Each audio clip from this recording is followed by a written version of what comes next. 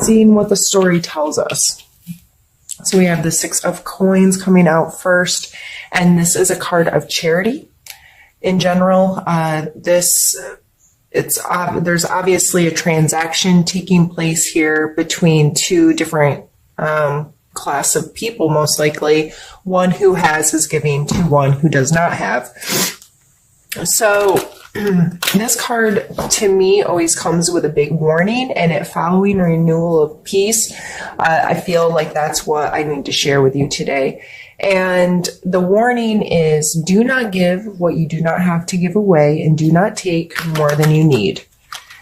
That's how we can keep our scales balanced in our life, right? So if you're looking for a renewal of peace, more likely than not, you've been giving away things you did not have to give away. So you may be giving time, resources, energy, all of those things to someone or something that you just don't have to give away because you're not taking care of yourself properly, or you're not thinking long term how this could negatively affect you. Now, charity is a beautiful thing, and it's something most of us need to do more of in our life, to selflessly give to others and try to support our community in a selfless way. However, a lot of us can't say no to people and end up getting ourselves in situations where we're giving more than we have to give, and it starts to negatively affect us. Whether, like I said, a lot of times it doesn't have to be financial. This card, it's showing a monetary exchange. But in general readings like this, I like to concentrate more on the overall energy. So this may not directly be a financial situation. It may very well be just resources in general, time, energy, focus, thoughts, feelings. What are you giving to people that you just can't anymore?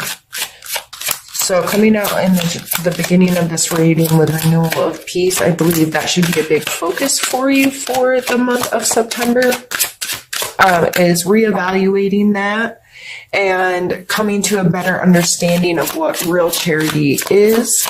And are you giving to people that shouldn't be asking? Are you giving to people that don't really need? Are you giving what you don't have to give away in the first place? And then we have the Nine of Coins. So I call her my fancy lady. Like every time I see this card, my brain says she's so fancy. But this card isn't necessarily about having like fancy or luxurious things. It's about finding value and comfort in the space that you have. So, like she has her coins beautifully displayed there, and she's surrounded by luxurious things. So this is finding comfort in your space, appreciating what you have, making sure the things that surround you have true value to you. They're not just in your life because of like consumerism or those kinds of things. So it seems like the month of September may very well be focused on your physical space, your monetary things, your material things, things you possess in general. So this may be a really good time for you to do kind of a fall cleaning. And I know it's not fall yet, and I'm not trying to wish summer away, but it's coming soon. So it may be a good time to take a good look at what's in your home and in your space. Clear out things that don't serve you or don't create value and comfort in your life. That may be a good opportunity for you to give to others. Find a donation place, a church group, organization, Salvation Army, something that will make you feel good to give things to, or a specific person. And make sure what you're giving away no longer serves you. Do it in a selfless way, and be mindful of not giving away things that do hold value to you and do provide comfort and do allow you to feel peaceful. So in general, that may be a big focus for the month, and I think that's a beautiful energy to have.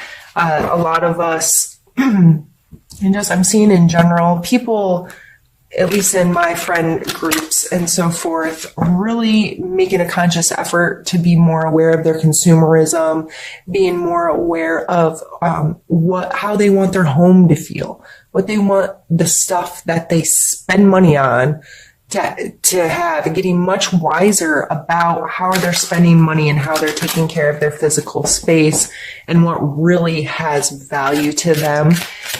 And I think it's cool. I think it's great. And through this, we have the High Priestess.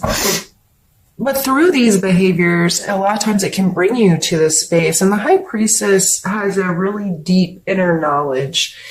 She's very aware of the dualities in her life, her spirit and her body. And so when I see her, I do see a lot of meditation, self-care, prayer, time to be alone with yourself, with your thoughts, with your feelings, so you can more clearly listen to your intuition, know who you are and who you want to be and how you want your life to be, what feels good and what's right for you as a person. So in the beginning, I said self-care is going to be important. The High Priestess coming out really makes that very important, and that may be why you need to get your home in order and be more wise with how you spend your time and resources to get to this place where you can really get to know all the aspects of yourself and get really clear on how you want to spend your time.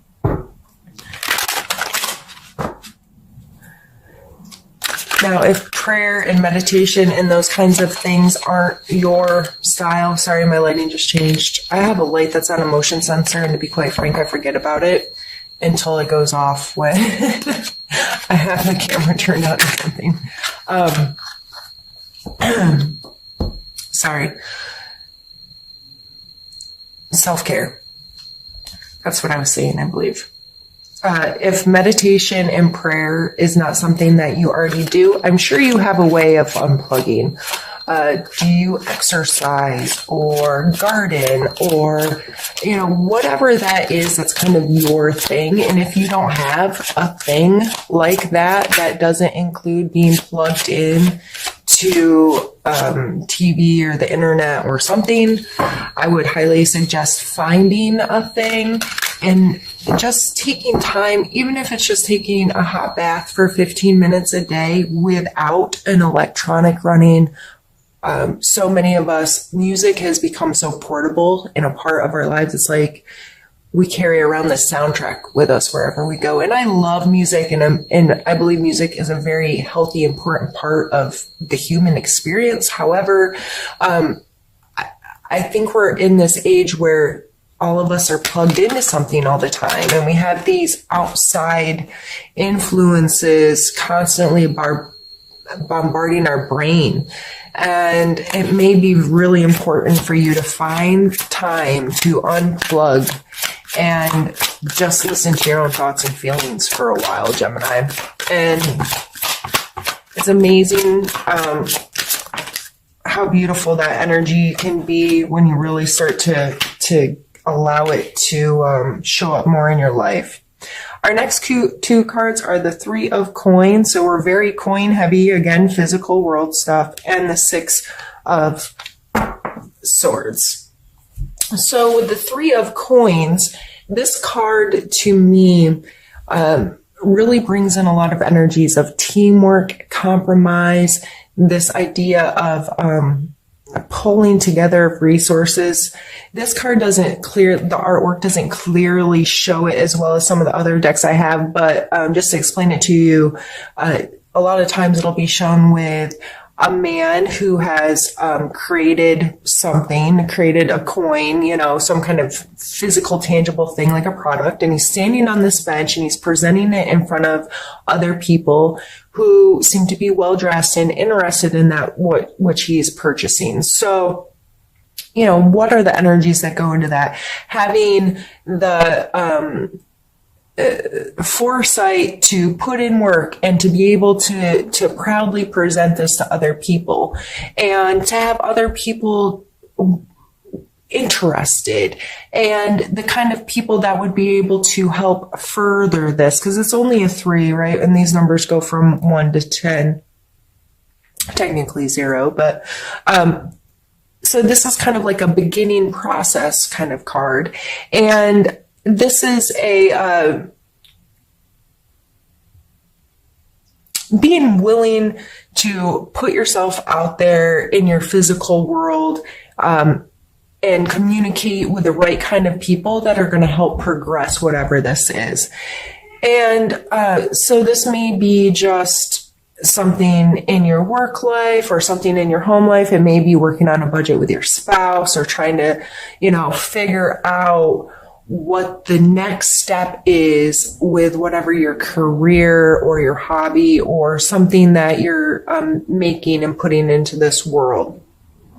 And I also have the 6 of Swords here, and this card really talks about moving away from negative thought patterns or negative treatment behaviors. So whether someone in your life has not been treating you well and you're ready to move away from them, so not physically move, I mean maybe, but design your life where this person is no longer able to treat you that way. But some of us, it may be how you're treating yourself, and you're being very conscious on what you're saying to yourself. What's the story you tell yourself about yourself?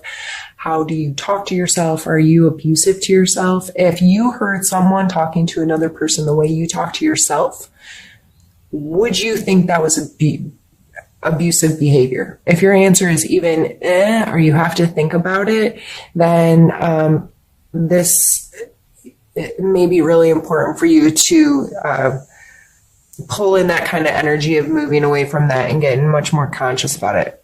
So this is, since I'm kind of doing a free flow of how the cards are coming out, I feel very compelled to set the High Priestess up in the center as almost like a focal point with these 2 down below.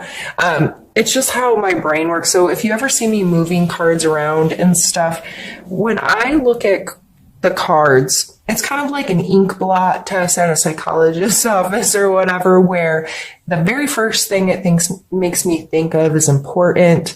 And I just expand on kind of the definitions of the cards and what the most important thing about that, what was the forefront, what it made me think of first, and that's what I need to talk about. And it almost plays like a story or a movie in my head. And I kind of then cut it down into chapters sometimes or groups with whatever feels right to me. So I know that you probably don't care, but that's why I start to move cards around and how I think about different energies interacting with each other and so forth. So anyway, back to this side here. This may just be getting in a better place when you add these 2 together.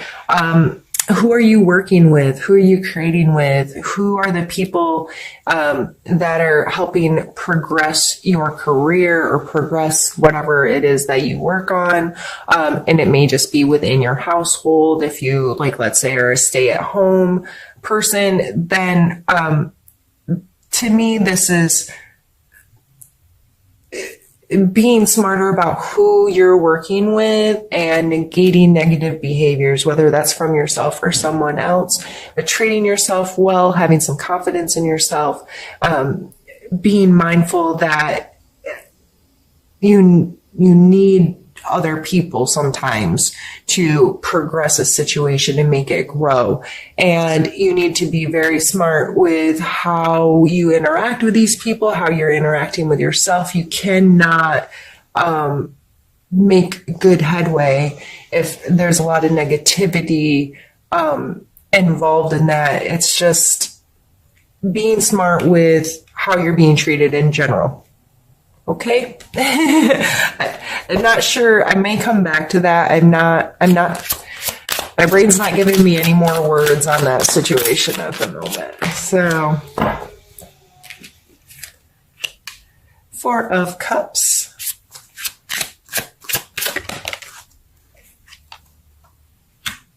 Seven of Coins. Coins, coins, coins. Earth, earth, earth.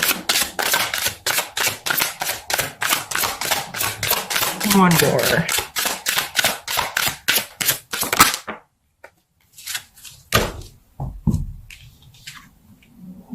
And the Death card.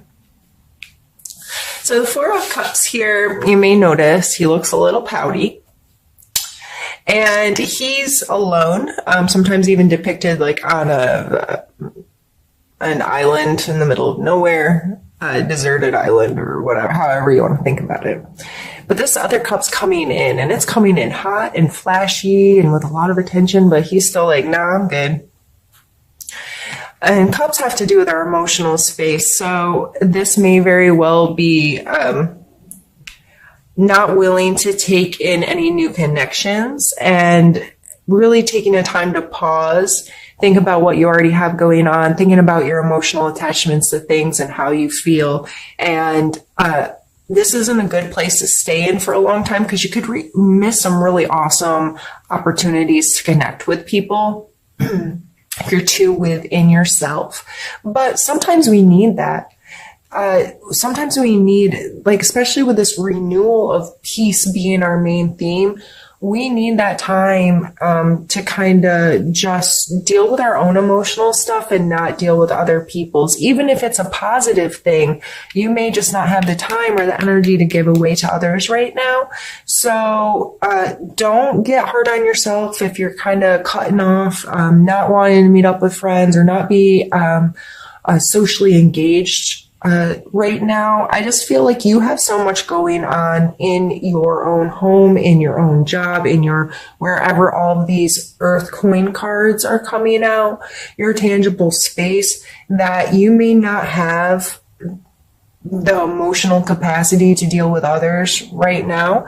And next is the Seven of Coins. So we have the 6, the 7, well, 3, 6, 7, 9. This is very heavy coin stuff. And the Seven of Coins, a lot of times talks about thinking long term, putting in work, being mindful to keep at stuff. Like the way I see this card is he went and planted all of these coins, and he has been doing the work and waiting for them to grow and whatever, but he might have gotten a little negligent because some of them are looking like they're not perfect anymore.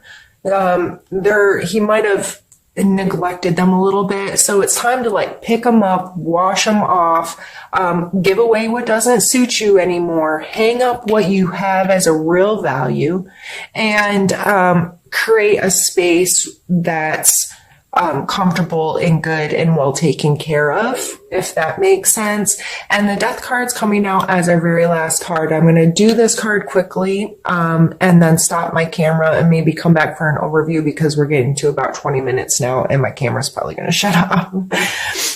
The Death card is a completion so we can start something new. The Death card is scary to some people. I love the Death card. I'm a Scorpio, so the Death card makes sense to me. This constant like dying, ending, and creating something new. I feel like I've been a different person in my life countless times. It's like, okay, that person died. Like I don't even feel like disassociated with that part of my life almost. And I would say that in a negative way, but it rose an opportunity for me to put all of that down and create what I really, really want. So that's what I see happening here is you working through this stuff to be like, okay, I'm done living like that. I'm done with whatever this was. And I am now going to be able to get to a place where I can create the next part of my life the way I want it to be. And that's where I'm going to pause and I'll be right back. All right, Gemini, I decided to leave the card sit now because I feel like I kind of shortchanged him. This is like creating this new life. After something's come to a completion, that's when something gets the opportunity to start again. There's never really an end, right? It's just a cycle. It's got to come all the way back to that very, very But that's where the beginning is again. So please, Gemini, don't be scared of this. You shouldn't be. You're a Gemini. I think you get this a little bit. Geminis and Scorpios seem to have a mutual understanding about duality and some of these complex emotional things where we have to really get through something and really complete it and start something fresh. So overall, like I said, we had mostly cup cards, a sword card, or not a cup card. Sorry, I was looking at that one. Coin cards, a cup card, and a sword card. So, this is a very tangible world month for you, and don't beat yourself up too much mentally or emotionally. I think overall getting your physical space in good running order will lend to you being able to get more here, more aligned with your intuition, with your true self, with your deeper self. Okay, let's start in the physical world. Things I can physically control. I can organize my space. I can take care of my space. And if my emotions and my thought processes aren't there, getting my physical space in check and taken care of and feeling really good is going to help lend itself to me getting to this piece where, okay, that's one less stress I have to deal with. Now I'm going to take some time for my mental health or my emotional health and those kinds of things.